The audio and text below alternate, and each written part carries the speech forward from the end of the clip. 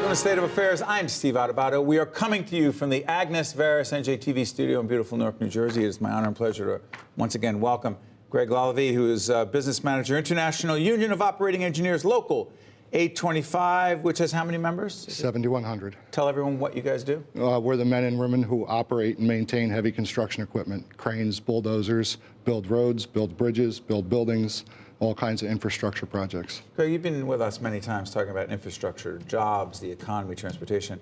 Can we go right to the Gateway Tunnel? We had Cory Booker, Senator Cory Booker, United States Senator Cory Booker, sitting right here yesterday, taping yesterday.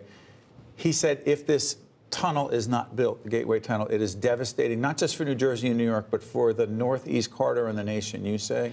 Absolutely true. 10% of the U.S. GDP relies on transit between New Jersey and New York. So if we don't get this program done, that's the risk we're taking. What stands in the way? Because I thought that during the Obama administration, dollars have been set aside to do this. What has happened? Well, President Trump came in and said that there was no deal in place.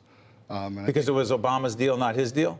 I don't know the reason why, but he said there was nothing in writing, so in his mind there was no deal. So at the end of the day, I think we have to get all sides to come together and figure out what they will do so that we can get this thing done. So people can understand, Greg, why this is not an inside the beltway, if you will, Washington, or even a State House issue, that it affects everyone. Help people really understand that. Transportation, jobs, the economy. Well, we have to keep people moving, keep goods and services moving. If the Gateway program in its totality were to be built, we're talking about the possibility of having freight rail into New York City, which would take trucks off the road. It's a big mobility issue, which is lost productivity. If we lost the trains totally, there'd be an estimated $100 million a day in lost productivity. Let me give you another example. Say one of the tunnels has to be, quote unquote, shut down for repair. What happens? We lose 3/4 of our train capacity, from 24 trains an hour to 6 trains an hour. It's devastating. How are people then going to get back and forth to New York City? Right now, we move 450 trains per day between Newark and New York, 200,000 passengers. So if you took 3/4 of them and had to put them in their cars on the road, with the current traffic situation we have, it would be bedlam. Okay, so the Murphy administration, as we speak, we're doing this literally a few days before the budget is supposed to be struck on the last day of June. We don't know what's going to happen. We don't know if the government's going to be shut down. Cross our fingers, but that's not actually a plan. How does what happens in the State House around these budget negotiations impact you and those, your members, and the larger transportation issues that matter in the state? Well, first, Governor Murphy made a very big, strong move by ordering transit to put up money for the Portal Bridge project. You mean transit? When you say transit, you mean New Jersey Transit? New Jersey Transit. Which is it, or is it not a state agency? I believe it is. Is it some so-called a quasi-state agency, which means the governor appoints the people, I believe, who are commissioners, but they're supposedly independent. But the reality is, if he dedicates the state dollars to New Jersey Transit, does that have to get approved in the budget? I don't believe it does, no. Okay, so what's at stake here with transit? Well, with transit financing the project, Governor Murphy's put a big marker out on the table. Secretary Chow, the U.S. Department of Transportation, has always said New York and New Jersey need skin in the game for the Gateway program in general. Portal Bridge is part of the Gateway program, so Governor Murphy, I think, is putting down... Where's Portal Bridge? Where is that? In Kearney, through over the Hackensack River. You know, put this in larger perspective. We've had many conversations before.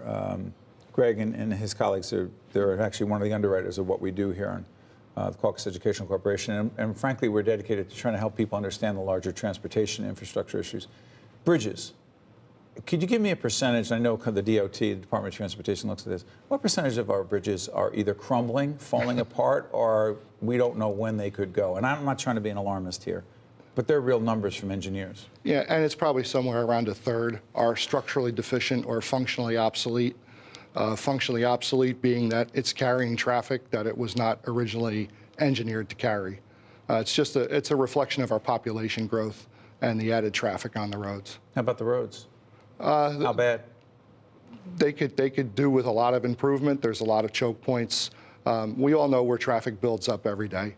I live in Somerset County. If you don't get to the confluence of 78 and 287 before 4 o'clock in the afternoon, you'll be sitting in a pretty long traffic line that goes back to Watchung. Greg, you know what's so interesting? There's always a crisis going on in New Jersey. The question is, why is transportation, combined with bridges, roads, and the disrepair, the crumbling, the falling apart, why is this not a crisis until some horrific thing happens? Remember the Mayanas Bridge not too long ago in another state. It happens, middle of the night, it collapses. People in those cars fall into the river and they die. I don't, again, want to be an alarmist, but is that what it takes? Unfortunately, it seems to be what it takes. And the real problem with it is, talking about Gateway again, you referred to possibly losing one tunnel. If we lose that on a timeline that we don't control with engineering, thought, planning, and construction, then we have to do it under duress, which is more expensive, and all kinds of the cataclysm of not having planned it all out. And then will people then turn around and say, hey, why didn't the government do something about this? Absolutely. To what degree? Listen, I know you lobby in the appropriate way, and you deal with state officials, the legislative side, the regulatory side, the executive branch. To what degree do you think most of our leaders in government, Democrats and Republicans, understand the crisis this really is? Well, 2 years ago, insofar as the state goes, when they fixed the Transportation Trust Fund. I mean, put money in the Transportation Trust Fund for Yes. long-term transportation projects. Go ahead. And with a gas tax. Yes. Go ahead. And set forth an 8-year capital plan. So Governor Christie and the legislators at that time, I believe, acknowledged what the problem was and took steps toward correcting it. Do you believe Governor Murphy and his team understand and are committed to these issues as well? I believe so, yes. He campaigned on infrastructure very heavily. Greg Lalevee is a business manager with the International Union of Operating Engineers, Local 825. People can go on your website and find out. Do you know the website? I'm putting you on the spot. Do you know Sure. Oh, yeah. It's www.iuoe825.org. Hold on. Do that again. IUOE. 825.org. Greg, thank you, buddy. Thank you very much, Appreciate Steve. all the best. All right. Be safe on Thank the roads, you. everyone. This is State of Affairs. I'm Steve Adubato. We will be right back. You're probably in traffic. State of Affairs with Steve Adubato is a production of the Caucus Educational Corporation, celebrating over 25 years of broadcast excellence. State of Affairs with Steve Adubato is brought to you from the Agnes Veris NJTV studio at 2 Gateway. Funding has been provided by the law firm of Gibbons, P.C., Johnson & Johnson, Englewood Health, Suez, N.J. Best, New Jersey Council of County Colleges, and by these public-spirited organizations, individuals, and associations committed to informing New Jersey citizens about the important issues facing the Garden State, and by Employers Association of New Jersey.